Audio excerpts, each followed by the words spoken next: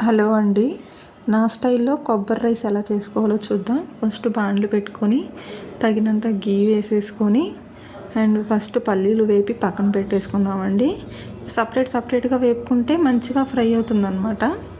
And next పచ్చిశనగపప్పు కొంచెం tea spoons చాలండి, అవి కూడా వేపి పక్కన పెట్టేసుకుందాం. అండ్ గ్రీన్ చిల్లీ సపరేట్గా వేపుతున్నాం, ఎందుకనంటే పాప తింటుంది కాబట్టి కొంచెం కారం తగులుతుంది కాబట్టి సపరేట్గా ఫ్రై చేసుకొని మేము లాస్ట్లో దాన్ని మిక్స్ చేసేసుకుంటాం అన్నమాట. అన్నీ మంచిగా ఫ్రై అయిన తర్వాత పోపు దినుసులు, కరివేపాకు ఇది కూడా మంచిగా ఫ్రై అయిన తర్వాత కొబ్బరి తురుము పట్టేసుకుంటాం కదా, కొబ్బరి తురుము కూడా వేసేసుకొని లైట్గా ఫ్రై చేసేసుకుందాం. ఇప్పుడు అన్నీ కొంచెం తగినంత సాల్ట్ వేసేసుకొని ఇప్పుడు మనం ఫస్ట్ నుంచి ఫ్రై చేసి పెట్టుకొని మొత్తం మిక్స్ చేసేసి అండ్ లాస్ట్లో రైస్ కలిపేసి దించి పెట్టేసుకుందామండి. రెడీ కొబ్బరి rice. Thank you so much for watching.